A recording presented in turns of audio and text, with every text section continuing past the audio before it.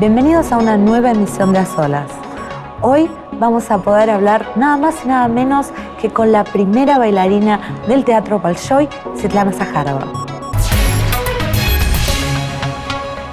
Svetlana Zakharova nació el 10 de junio de 1979 en el territorio de la actual Ucrania. Cuando tenía 10 años ingresó en la Escuela Coreográfica de Kiev. Después de haber estudiado ahí 6 años, participó en el concurso de bailarines jóvenes Vaganova Prize, en San Petersburgo, donde ganó el segundo premio y recibió la propuesta de cambiarse para el último año a la Academia de Ballet de Vaganova.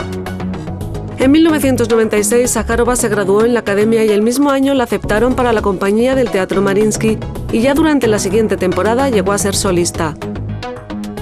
Muy pronto, Svetlana llamó la atención de todos como una de las bailarinas jóvenes más queridas por el Teatro Mariinsky. Los papeles principales llegaban uno tras otro. Y durante las 7 temporadas que pasó en el Teatro Mariinsky aprendió la mayor parte del repertorio de la compañía, desde los papeles clásicos en El lago de los cisnes, La bayadera y Corsario, hasta escenografías nuevas que aparecieron en el Teatro Mariinsky en los últimos años, incluidos los ballets de Balanchine, Serenada y Joyas, así como la historia de Manon de Macmillan y antes y después de Neumayer. Svetlana participó en todas las giras principales del Teatro Mariinsky y desde 1999 apareció como estrella invitada en las mejores compañías del mundo, incluido el New York City Ballet, Ópera de París, La Scala, Ballet Nacional Inglés, etc. En octubre de 2003, Svetlana Zakharova se cambió al Teatro Bolshoi y en la temporada 2003-2004 empezó como solista de la compañía de Moscú del Teatro Bolshoi en Giselle.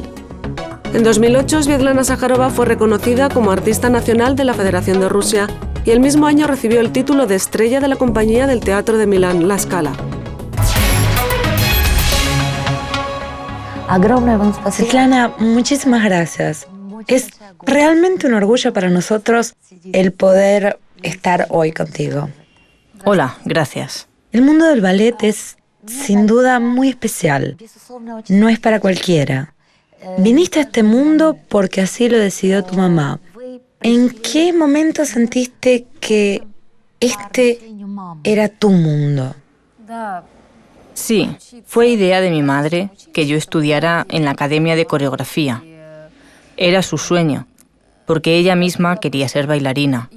Pero sus padres no le dejaron estudiar en la academia y ella decidió probar a ver si su hija podría ingresar. No era un objetivo, sino más bien un sueño, y yo ingresé. Fui a estudiar a Kiev. Residí en un internado con niños iguales que yo. Era muy duro. Echaba muchísimo de menos a mis padres. ¿Te imaginas? Una niña de 10 años, tan pequeña. Aún no me puedo imaginar que mi madre pudiera separarse de su niña más querida y dejar que se fuera a estudiar a otra ciudad. Hoy puedo entender lo difícil que era aquello, porque tengo una hija pequeña y no entiendo cómo podría separarme de esta pequeña cosita. Pero mi madre lo hizo y de ese modo decidió mi destino. Y le estoy muy agradecida. Cuando cumplí 13 o 14 años, en el tercer o cuarto año de estudios en la escuela de ballet, noté que las cosas me empezaban a salir. Empecé a tomar interés, me apasioné por el ballet. Empecé a darme cuenta de que era una de las mejores de la clase, que sacaba excelentes notas en los exámenes. Entonces, en ese periodo, aunque se considere un periodo un poco difícil para los adolescentes, me apasioné y quería ser la mejor.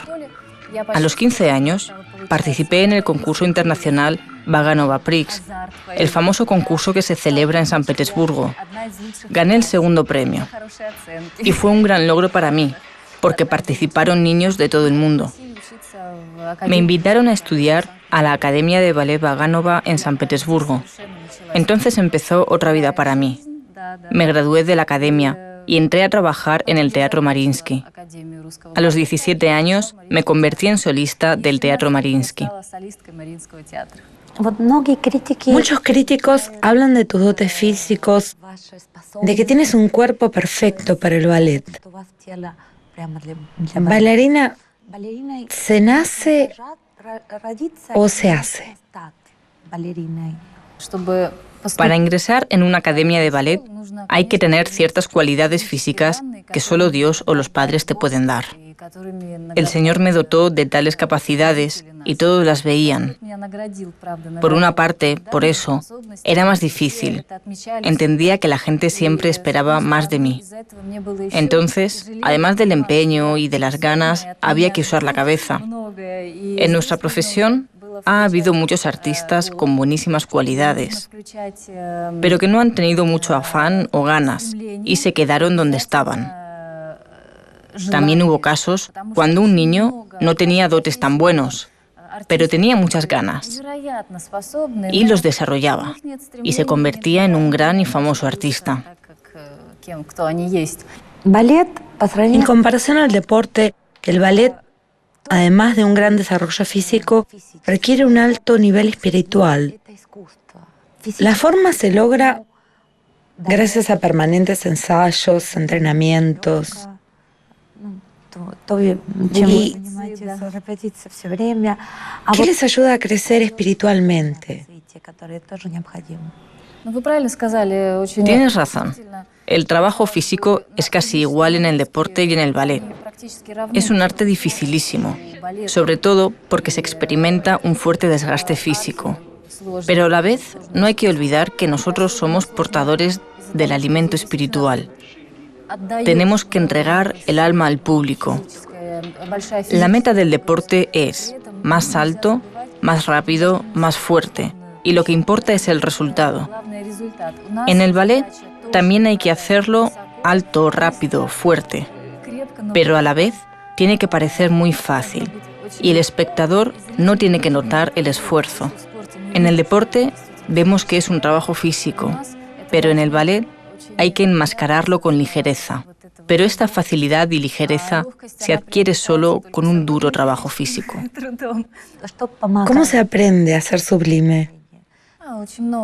Muchas cosas. Cuando recibo alguna noticia que me inspira, algo que he vivido, cuando recuerdo las emociones de alegría o tristeza, a veces lo uso, lo llevo al escenario. Pero el escenario no significa emociones auténticas. Son emociones exageradas, para que pueda llegar al público. No es cine. No hay una cámara que pueda mostrar de cerca nuestras emociones. Por eso son un poco exageradas. Transmitimos mucho con el movimiento o con los gestos. Es un arte muy especial que hay que dominar muy bien. Es la mímica. No puedes sobrepasarte con las emociones, porque queda muy ridículo y bruto. No pueden faltar las emociones porque queda aburrido. Eso califica a los grandes artistas. Se ven desde fuera, conocen su límite, pero a la vez sus posibilidades no tienen límite.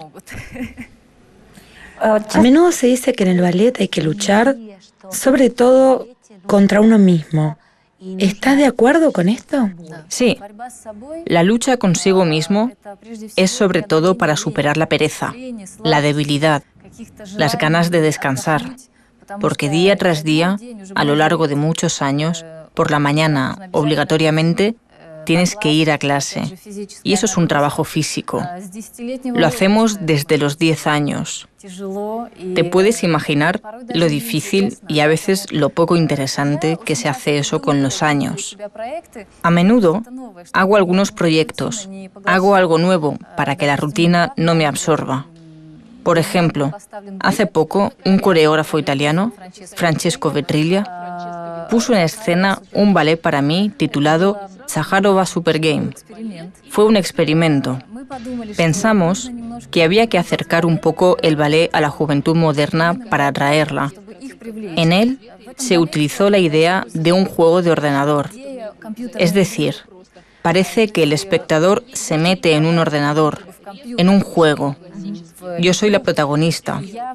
Había 5 juegos: un castillo, un juego de nieve, una competición de esquí.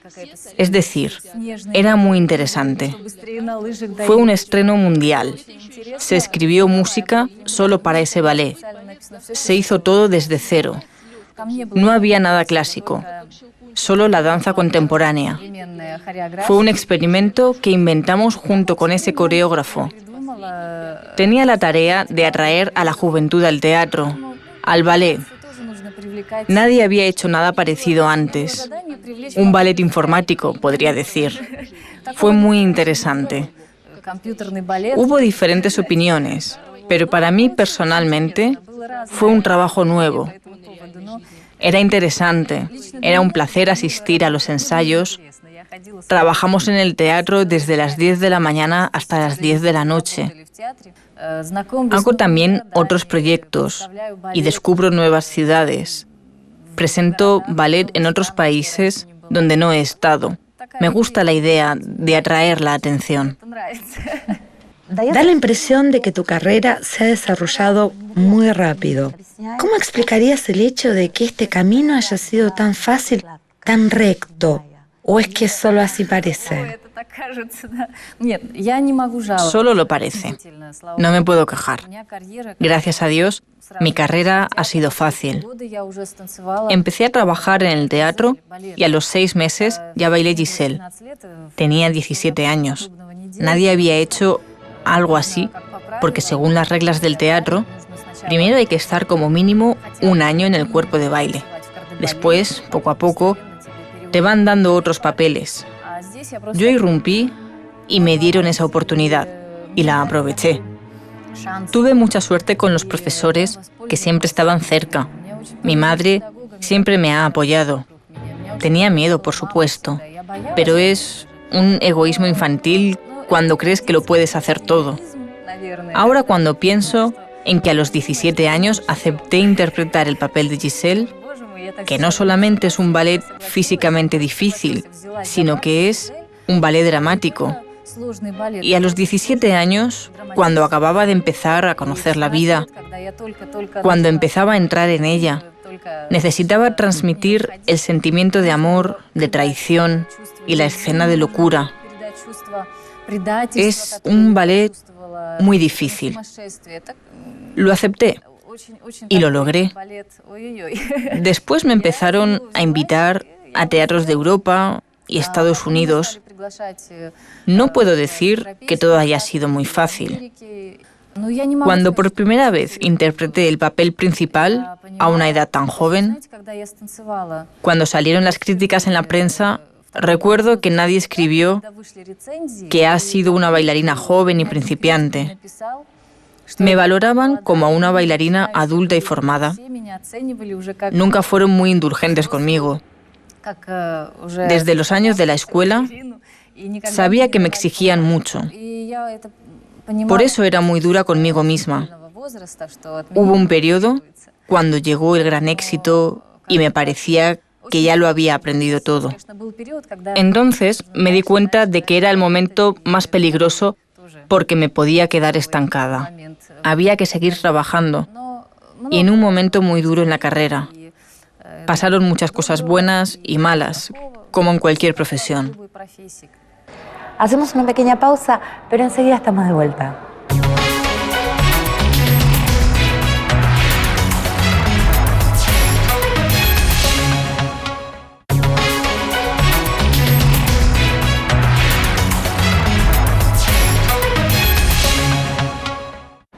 Y ahora sí, continuamos en el mundo del ballet, conversando con Svetlana Zakharova aquí en A Solas. Y esto que pañache, cada teatro tiene su propio estilo. ¿En qué se diferencia la Svetlana Zakharova del Teatro Mariinsky y la del Teatro Bolshoi? Me considero una bailarina de San Petersburgo porque me formé en la escuela petersburguesa. Considero el Teatro Mariinsky como mi casa, como la casa familiar. Allí me formé, allí aprendí muchas cosas. Cuando vine al Teatro Bolshoi ya era famosa. Ya me había formado.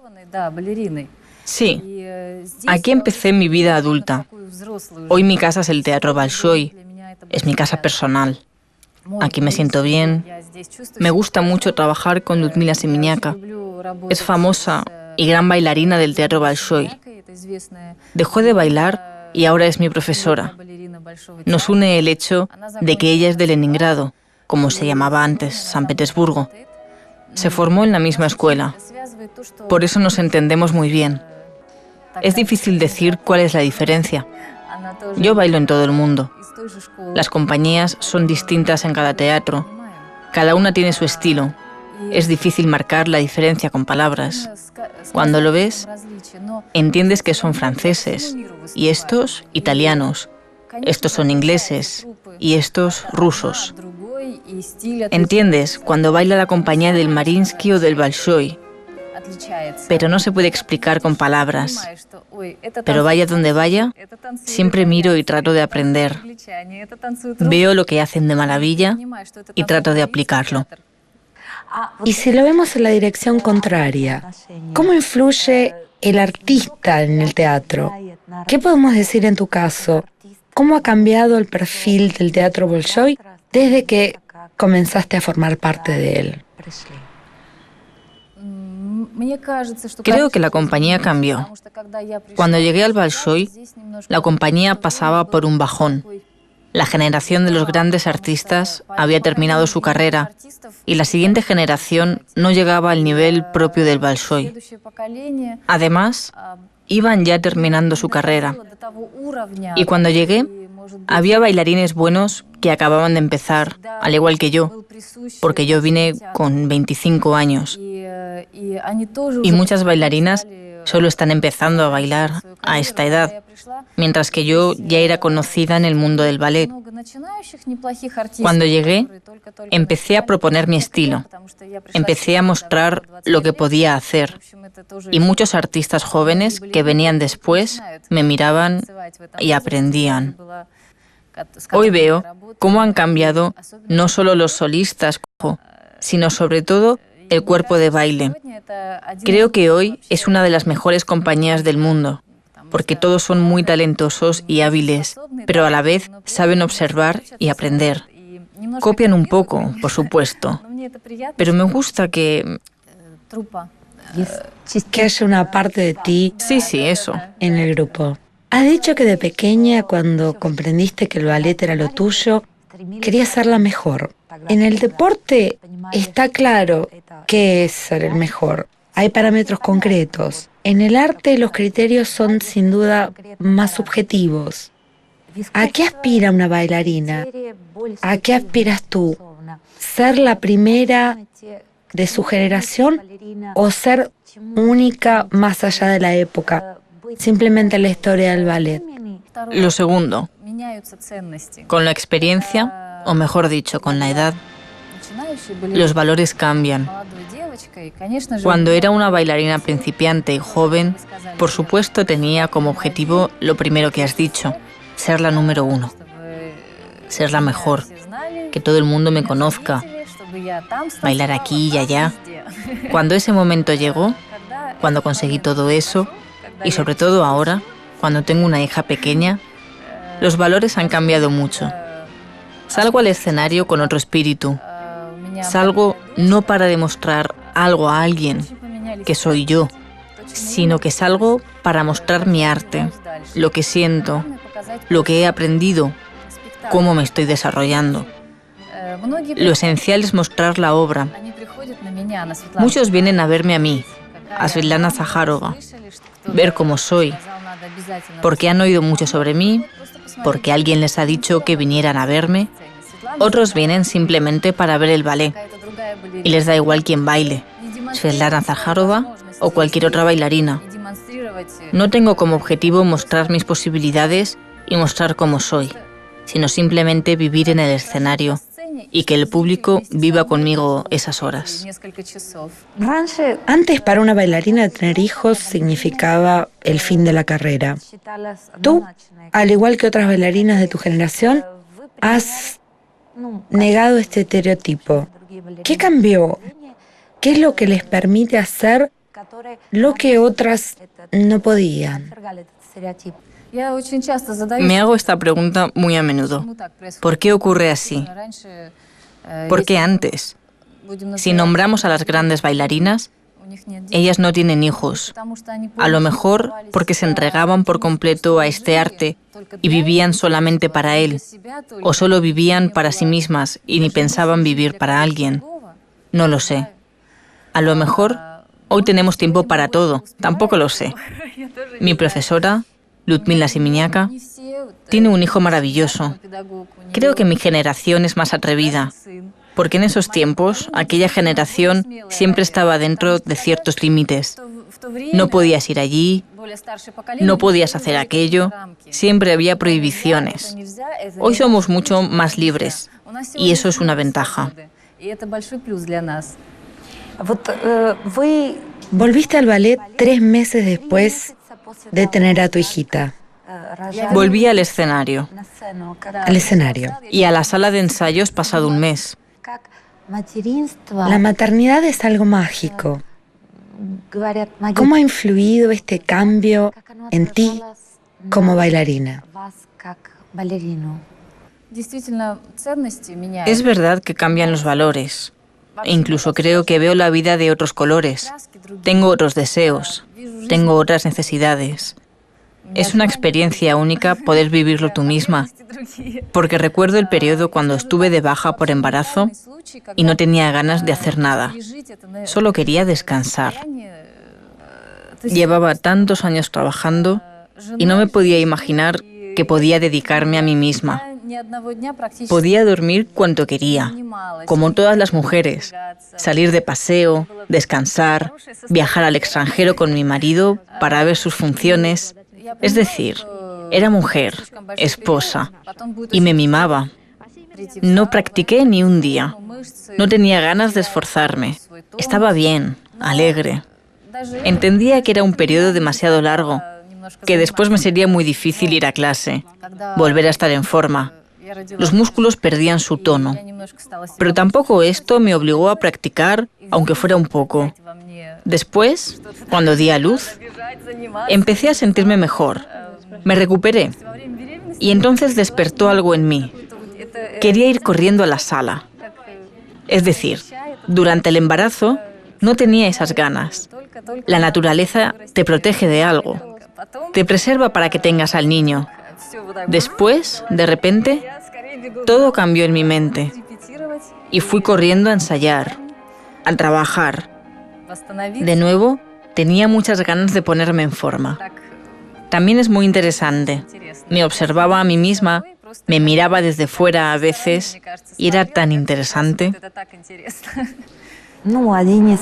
Ya en noviembre vas a otorgarnos la posibilidad de disfrutar de tu baile en el estreno de La Bella Durmiente, que es además la primera puesta en escena en el Teatro Bolshoi después de su reconstrucción. ¿Qué significa para ti este evento? Cuando estaban cerrando el escenario histórico, el escenario principal del Bolshoi, dijeron que era para 3 años. Fue muy triste irse de allí. Pasaron 3 años, pasaron rápido, trabajamos mucho, teníamos muchas giras. Además, teníamos el nuevo escenario, que es mucho más pequeño que el antiguo, pero la compañía seguía actuando, había estrenos. Y entonces nos empezaron a decir que la inauguración se aplazaba y no se sabía hasta cuándo. Pasaron 6 años desde el momento que lo cerraron. Hace poco fuimos ahí a ensayar. Cuando entré en el aforo, me emocioné. Todo es tan bello, tan fino, tan delicado. La tecnología, el mecanismo que se usa en el escenario son únicos. Entré con tanta emoción y tantas ganas, con un sentimiento de temor, por supuesto. Pero creo que valió la pena esperar 6 años para darse cuenta de lo valioso y lo grande que es este escenario. Espero con mucho miedo la inauguración y el momento en el que salga al escenario en una gran función. También te espera una actuación como solista en Barcelona, la participación en el cierre del año dual de Rusia y España en Madrid. ¿Qué expectativas tienes para la gira española? Sé que el público español es ardiente, no cálido. Espero con impaciencia esta gira. Es muy interesante. Nunca he estado en Barcelona.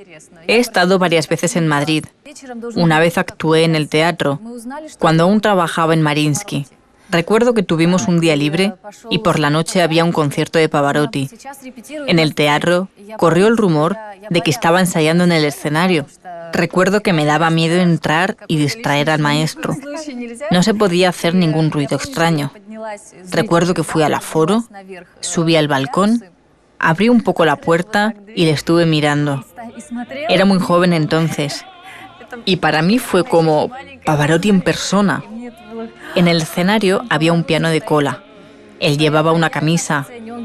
Se tapó la oreja con una mano y cantó. Pero no al 100% como en un concierto, sino un poco más bajo de lo habitual. Yo estaba en silencio, escuchando cómo cantaba. Decía algo, hacía comentarios y cantaba. Fue una impresión que me llevé de ese teatro. Y hace poco trabajé con el gran maestro y coreógrafo Nacho Duato. Trabajé con la compañía que dirigía entonces. Hice una obra para mí que él mismo había bailado antes. Fueron momentos inolvidables. Ahora Nacho Duato trabaja en San Petersburgo. Espero trabajar de nuevo con él. Así que Madrid es algo especial para mí. Por supuesto, los museos, que los he visto todos. Pero me importa mucho el público que vendrá. Porque en Barcelona no he actuado antes, y en Madrid sí, pero fue hace mucho tiempo. Esperemos que Barcelona también te cause buenas impresiones, que Madrid siga haciéndolo. Y una vez más, muchísimas gracias por habernos concedido el honor de tu presencia. Gracias a ustedes. Hemos tenido el gran honor de conversar con una de las mejores bailarinas de nuestra época, Svetlana Zakharova. Con esto nos despedimos y hasta la próxima.